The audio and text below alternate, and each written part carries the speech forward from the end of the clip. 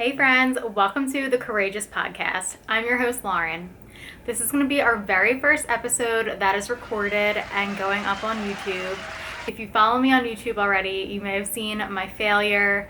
So my very first episode, I did try to record a video, but my camera ran out of storage midway, and actually not even midway, it was like the first 2 minutes. This is going to be my first time recording and uploading the podcast to here. So I hope you enjoyed this episode. This one is going to be all about how I open my salon. Hey friends, welcome back to another episode of the Courageous Podcast. I'm your host, Lauren. On today's episode, we're going to talk all about how I open my salon. Let's get right into it. So it's actually the 3-year anniversary for my salon this week, which is really exciting. I can't believe it's already been 3 years. The name of my salon is Gazelle Salon. I know that sounds like an interesting name, and I'm going to get into the backstory of that a little bit later, so just hang on tight. First, I'm going to give you a little backstory on how I even got here. So I've always wanted to be a hairstylist growing up. I actually went to a vocational high school, so I had the opportunity to get my cosmetology license while I was still in high school, and I completed all of that by the age of 17, which was really cool. While I was in high school, I did work at a few salons, and it was actually really terrible experiences, which is so crazy that I even ended up staying in the industry because some of them were just really bad. The one salon used to make me cry after every shift. I only worked there for maybe a week, maybe 2 weeks max. But they were just so horrible and so mean, and I would just leave there crying every single day. So I'm not really sure what made me want to stick with the industry, but I guess I just thought deep down, this can't be the end all be all, and all salons can't be like this. And it was just crazy that they treated me that way, and I don't really have any actual examples, but I was 15 or 16 years old. I was young, so it's kind of crazy that they would treat someone like that who was that age. So yeah, very interesting experience. So in 2012, I ended up graduating and getting my license, and part of me kind of thought I wanted to open up a salon, and then the other part of me didn't. I just wasn't really sure. But, I ended up getting a job at a salon, and I kind of just thought I would work there forever.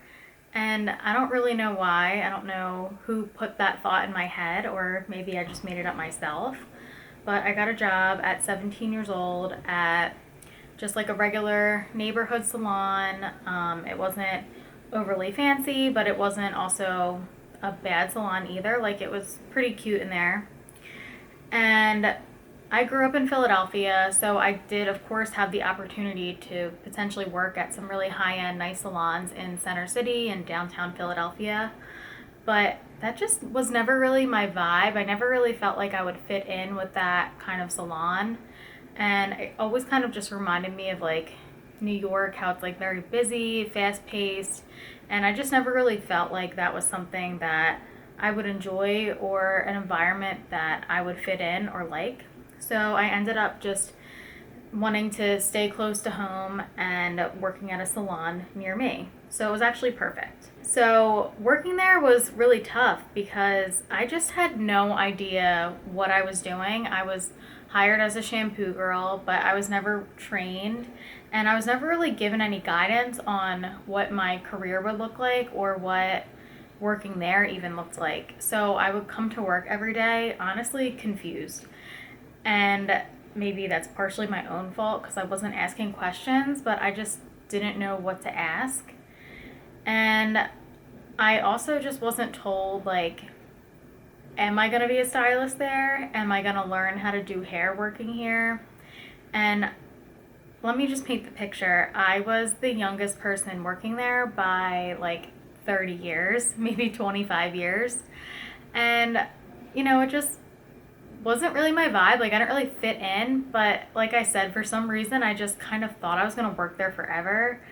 And I don't know if it's because, I didn't think that I could quit, or I don't really know what my thought process was, but I didn't have the drive to be oh no, I shouldn't stay here. I just thought I was going to work there. So kind of weird. So anyway, I was there for a few months, and one day my boss ended up texting me. It was like a Saturday night. I remember I was at Target, and I thought it was weird that he was texting me. And, I read the message, and it was kind of a weird message, and I was taken aback, and I was like, why wouldn't he call me with this kind of message? Like, it was just very weird. So the text message basically said, hey, just let you know the salon is going to close because one of the stylists opened up her own salon and all of the stylists are going with her. So we're going to close, so good luck. And I genuinely felt like I was being punked in a way. I don't really know why I felt that way, but I was just so taken aback by the message and just kind of felt like I deserved a phone call, I guess. And I was just confused because I remember texting back like, oh, like, what do you mean the salon is closing? Like, I can't work there anymore. And this is just like me being delusional, but also I was 17, so I just like didn't know. Maybe I was 18 at the time, but yeah, I was just like, oh, I don't understand. Like, I just don't work here anymore. Like, what does that mean? And he basically was just like, well, we're just gonna close. And I was just like, oh, okay, so I guess I don't have a job. Like, I didn't really know kind of where to go from there. So a couple days later, I ended up going to the salon that had opened up by the stylist that worked there.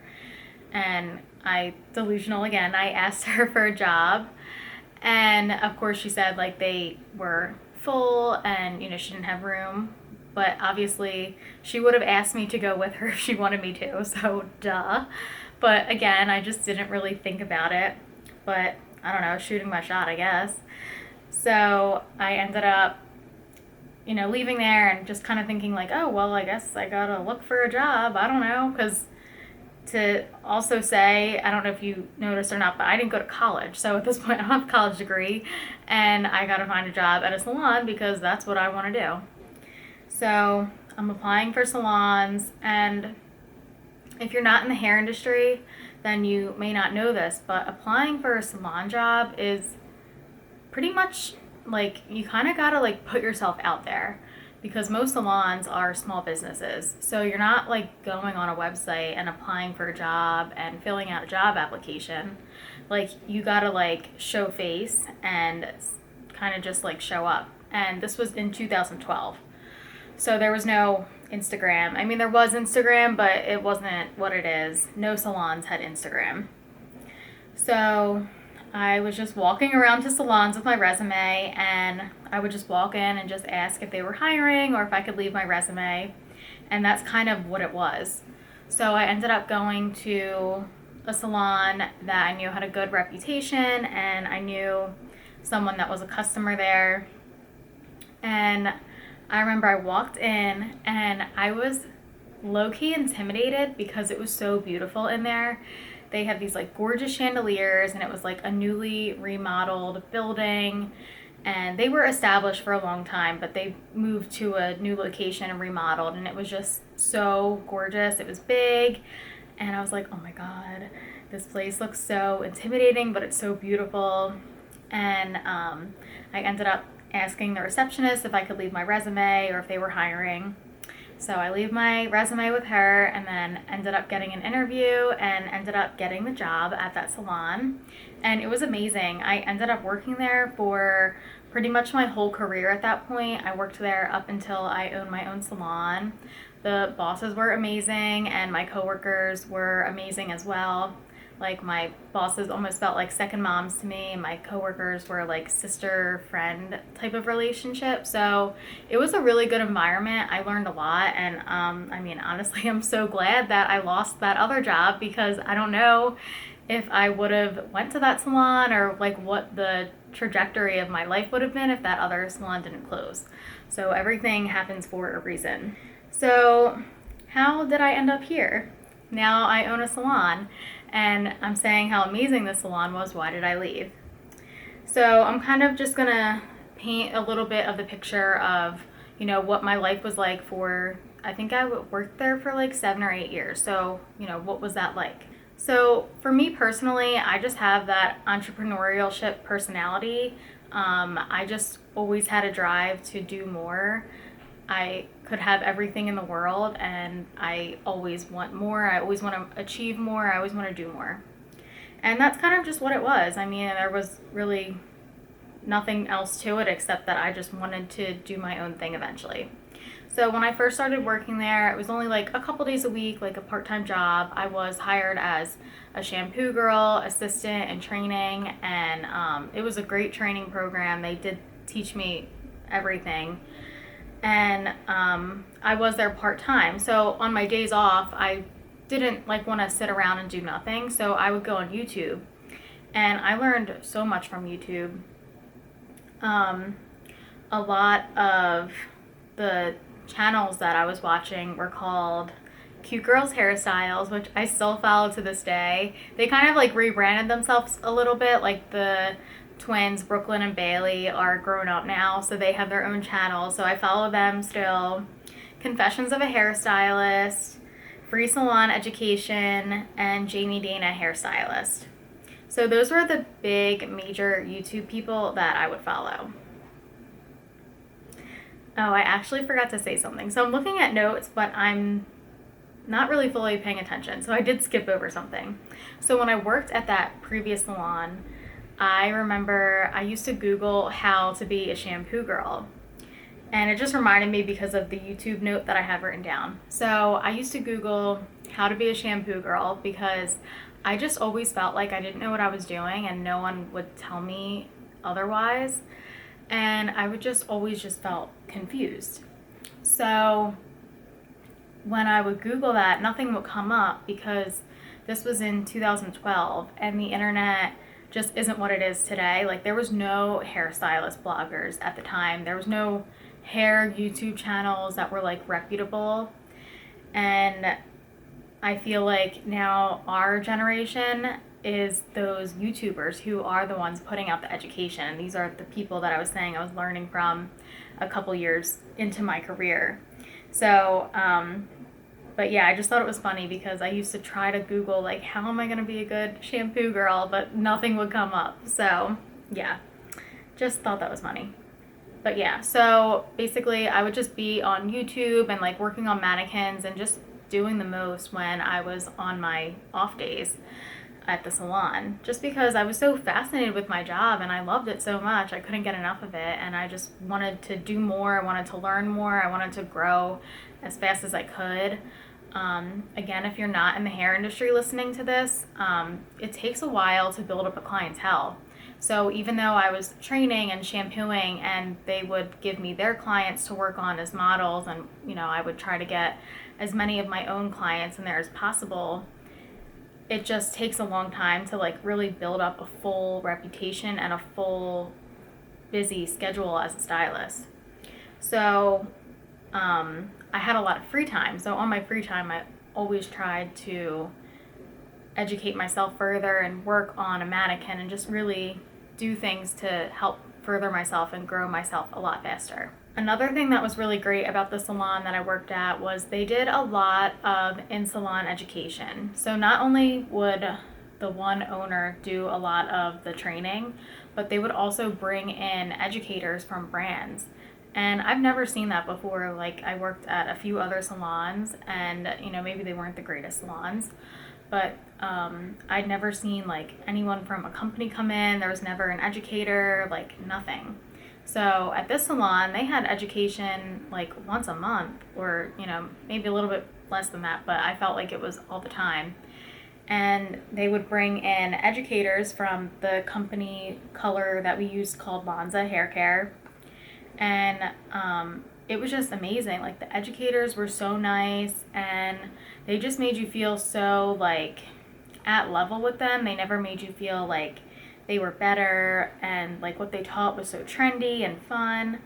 And I just remember like learning from them and being like, wow, like, can I do that? Like, how can I do that? So at the ripe age of 21, I kind of just worked myself up and was like, I think I'm going to do that. I think I can do that. And so what I had to do is I had to drive to Maryland to audition to become an educator with this company. So I take myself to Maryland all by myself. And I was like nervous, but like delusional nervous. So like not that nervous because I just didn't know what to expect. So I auditioned, but like I had major stage fright and like just like didn't know how to interact with people, and just it was just not the right time. But it was a great experience and I'm glad I went because I made a lot of connections, and it kind of gave me the almost like a practice run because I ended up doing it again a couple years later when I was about 23. So this time I had to go to Denver. So I flew there by myself, and I was actually more nervous this time than I was the last time because I think I knew what to expect. And I think because I was flying to Denver, there's a lot more on the line because I'm traveling further, and I'm going to a completely different state. I've never been to Colorado before. But when I got there, I ended up meeting some of the other people who were auditioning, and it's a great company. Like, everyone is so nice. So it was fine. I ended up making connections and started to feel a little bit better. But I remember I was so nervous. I ended up calling my boss and I was like crying. I was like, oh my God, what am I going to do? I don't know why I did this. I don't think I'm right for this. And, she gave me a pep talk and she was like, you already flew down there and you've been practicing this for weeks. Like, you're fine. Like, just do it. So I ended up doing it, and I ended up getting it this time, which was really exciting. So yes, so it all worked out. So I was educating for the Lanza hair care company a little bit. I was doing classes at other salons, and sometimes I would teach classes at the salon that I worked at. And it kind of just gave me the confidence to build my social media following. So I would film videos. Like, I love to create content. Clearly I'm doing a podcast, I'm making a video right now. So I was utilizing my education skills that I learned from this company and utilizing our products and making a lot of videos for YouTube, Instagram. TikTok didn't even exist then, so you can just forget that. But I was creating content for basically any platform that I could. And and then just from there, I just grew a big following. I used to have 4,000 followers on my Instagram account. I don't have those followers anymore. I do want to share a little bit about that in a different episode. But I did end up growing a nice reputation for myself, and I was starting to get calls to the salon. Like, people were finding me on Instagram, which was really cool because at that time, Instagram was growing for the hair industry. It wasn't like the end all be all like it kind of is now, and not that it really is, but it was less common to get clients on Instagram than it is now. So I just felt like, wow, like this is such an accomplishment. Like, my hard work is paying off. People are finding me on Instagram, and all of the marketing that I'm learning how to do for myself is working. So again, I think at this point, I'm 24 years old. I'm getting that itch again on what can I do more of? How can I better myself? How can I grow my career? And because of Instagram becoming so popular with the hair industry, it was starting to become the norm for independent education. So I was learning more from hairstylists than ever before because a lot of them were doing their own education on Instagram and YouTube and other platforms like that. And they would go on hair tours to salons. So I was just learning and networking from a lot of hairstylists. And I fell victim to comparison, and that's my own fault. But I was starting to compare myself, and I was seeing like, wow, a lot of these hairstylists are so young and they own their own salon. Maybe that's what I'm supposed to do. Maybe I should be doing that. So I kind of just started to feel like, wow, like I should open my own salon. How am I going to do that? I ended up making connections in my area with some other local stylists who wanted to do a partnership with me. So that was really cool. I was 24 years old and I got this really amazing opportunity. So it ended up not working out. It just wasn't the right fit for me, I didn't feel like. So after that, I still kind of felt like, I do really want to own my own salon. Like, I think I'm serious about this. So that's where all of this comes into play of how I open my salon. So as a stylist, I always worked in big salons, and I just never really felt like that was my vibe, but I didn't really know any better, any different, I should say, because that was just the norm for our industry. A lot of salons were big, but I always knew that if I opened up my own salon, I wanted it to be like either just like by myself or with like a couple stylists, just like really small. And now we call that a micro salon. They're really popular now. A lot of people own a micro salon. So I'm in Pennsylvania and booth rent is illegal, so that was never an option for me. And at this time when I was ready to open my salon, there was salon suites that were brand new to Pennsylvania, but they weren't in my area, so it just didn't really feel like an option. So then I had to figure out, okay, so if I am going to open up my own salon, like, where is it going to be? How do I find a space? What do I do? So there's a website called LoopNet, and that's kind of where you find commercial properties. So that's where I ended up finding my salon, on LoopNet. And prior to me finding this spot, I found a building that was in my area. It was a house/salon. So it used to be a salon, and it had a big salon on the bottom, and then there was 3 floors, I think, and it was like a 3-bedroom, but it was split into like apartments. So I was like, wow, this could be a really cool opportunity, because I could have my salon and then I could also have tenants and, kind of just like basically have them be a portion of like paying the bills for the property.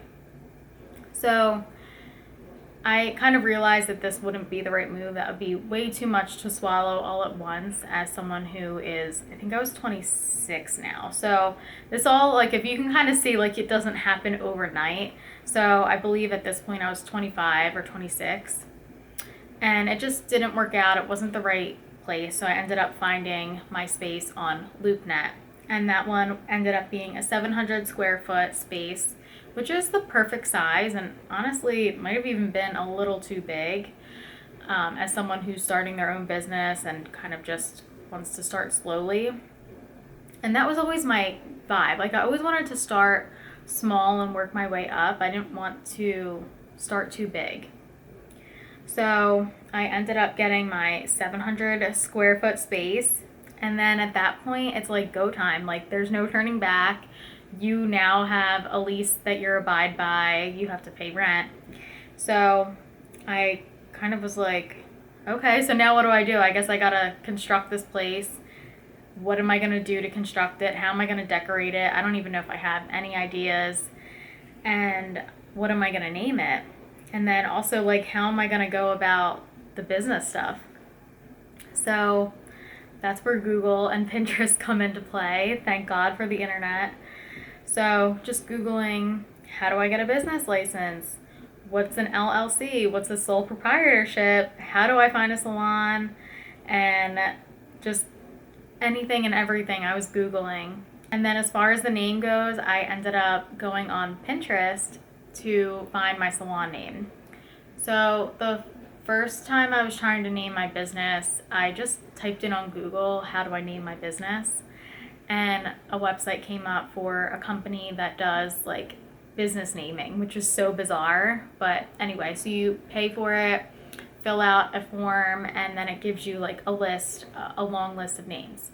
So I go through the list and didn't really vibe with any of them. And then you get 2 chances. So then you can select to get more names. So I get more names, and they just like didn't vibe with me. So that's when I went to Pinterest. I typed in cool words, and that's how I found my salon name. So it was like one of the first things that came up, and I see gezellig, Dutch word. It means cozy, quaint, hanging out with friends. And I'm like, oh my God, this is so crazy. And it's a Dutch word. So my dad is from the Netherlands. So it kind of just felt right. And I was like, first of all, I'm looking at the word and I don't even know if I'm saying it right. And I say to my dad, I'm like, what do you think about this? Like, does this even mean what it says? And he said, yes, that's what it means, but, I don't know if that's a good idea because no one's going to know how to say it. So I ended up picking it because, I don't know, I'm crazy. So I pick a name that is not even an English word, so no one can pronounce it. It's not even pronounced gezellig to the native Dutch speakers, but I don't speak Dutch, and neither does most people in America. So I just pronounce it phonetically, gezellig. It's spelled Gezellig. So yeah, I ended up going with that name, and yeah, a lot of people were like, what is that? Why are you calling it that? But to be honest, I feel like it has such a good meaning because that's the energy and the vibe that I wanted for my salon, was to be cozy and quaint and just like a very like relaxing, comforting environment. And that's what people say when they walk into my establishment. They're always like, oh my God, this place is so cozy and like comfortable. And it definitely suits the name. So I'm very glad that I went with that name, even though it's definitely a risky name. And, people can't pronounce it, but they still come and, they still find me. So it's really not that big of a deal. So I'm very glad that I chose that name. But yeah, and then it's like you get into all of the hard stuff. Like, what do I do with my entity? Like, I ended up like choosing the entity, and like you have to like get an accountant and like get a lot of legit stuff. And I feel like when you own a business, you really don't know what you don't know until you're in it.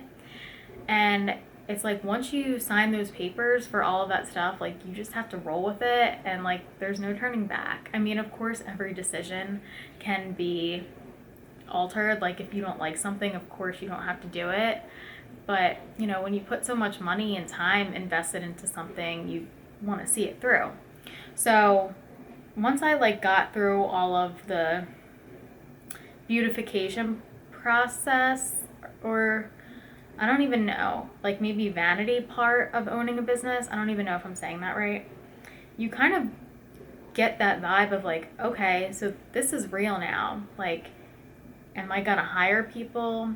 How do I hire people? How do I pay them?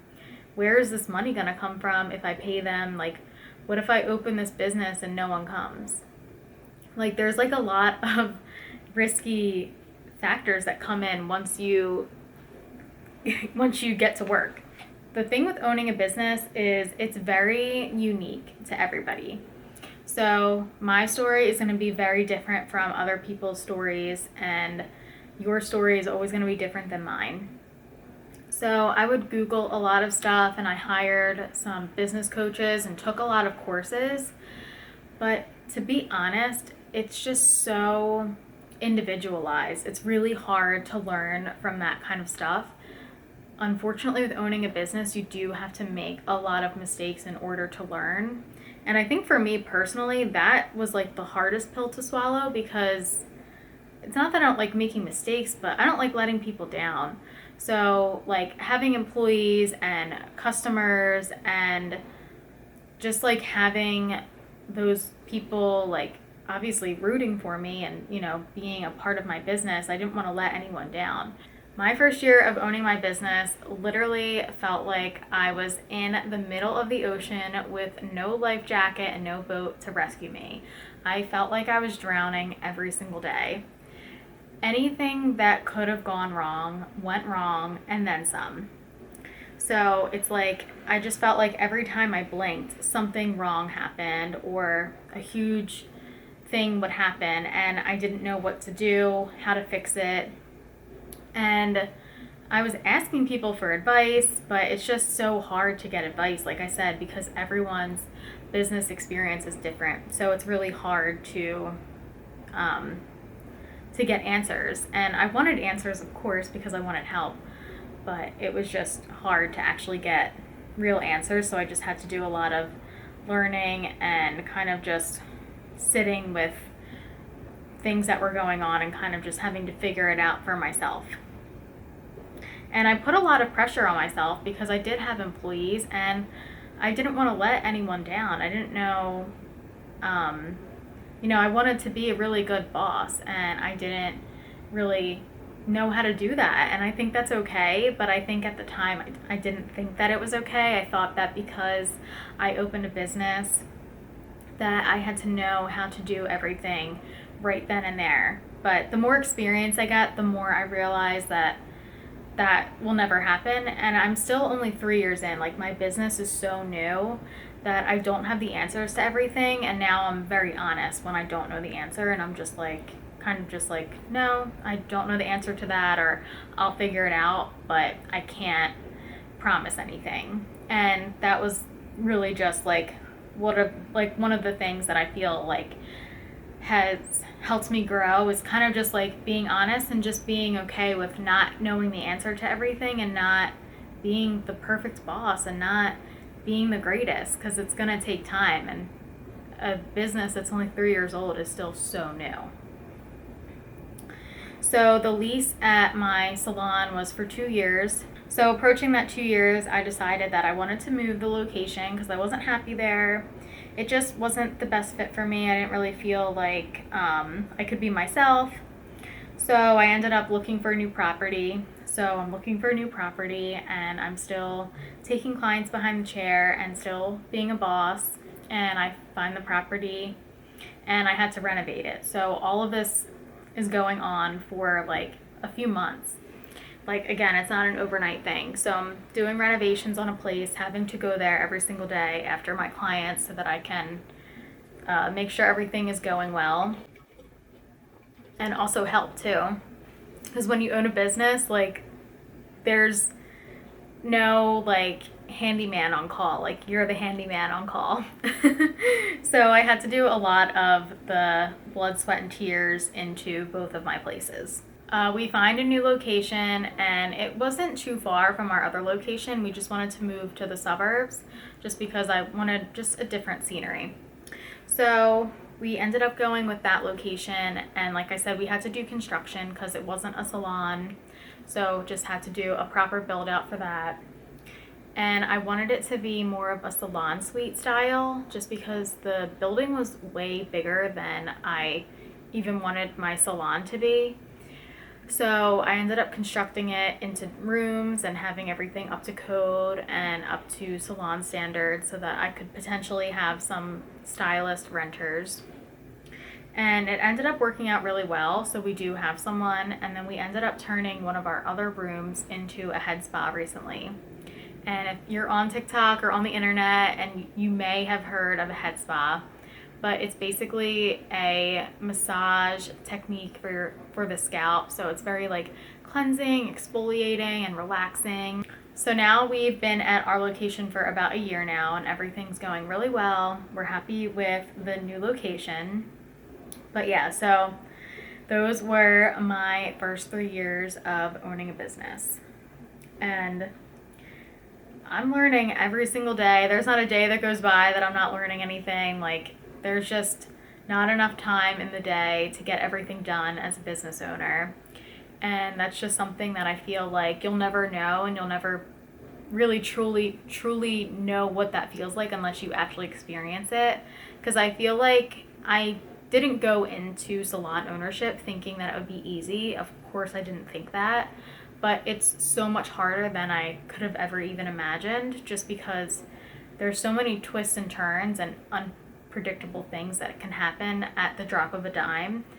And there's just so many big mistakes that can happen, like just with like taxes and payroll, and you could potentially get sued. Like, there's just so many things that could go wrong that are unpredictable, and I think that's really scary.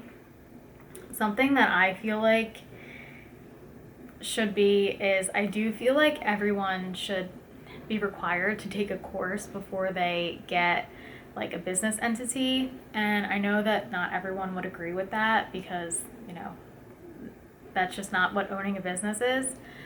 And I realize that there's college for business, but I don't know. I just feel like there's so many things that go into business ownership, and it's just like so many things could go either way. And like if you file your taxes wrong, then like you get in trouble with the IRS, and it's like if you didn't know that you were supposed to do X, Y, and Z, how were you supposed to know that? So I don't know. That's just my thing. I feel like I just learned so many things that I wasn't prepared for, and I wish I was prepared for it, but I don't know. Maybe that's my own fault, and just forget what I said then. But yeah, I don't know. This podcast is definitely not going to be like a advice podcast on owning a business. I mean, it can be. If you want to ask me questions, I'm always here to answer questions, but I don't really necessarily feel like I have the experience to be like, oh, so if you want to open your business, you should do this and this and this, because I don't feel like what I do and what someone else might do are gonna like be the right answer. I don't know if that makes sense. But yeah, I just don't really feel like I don't want to be the person that's like telling people to do X, Y, and Z, and then they do it, and then they're like, excuse me, that's not what worked for my business. Like, why did you steer me in the wrong direction? Like, I don't want to be that person. And I fell victim to signing up for courses and paying lots of money to get advice from people, and it just wasn't the right advice, and some of it honestly may have deterred me in my business. So yeah, I just don't want to be that person. So as I've said before, I definitely want this podcast to be very lighthearted and for everyone, not necessarily just stylists and business owners, but I kind of just want it to be fun and lighthearted and not too serious. So yeah. So anyway, that is my salon story and how I got into the business.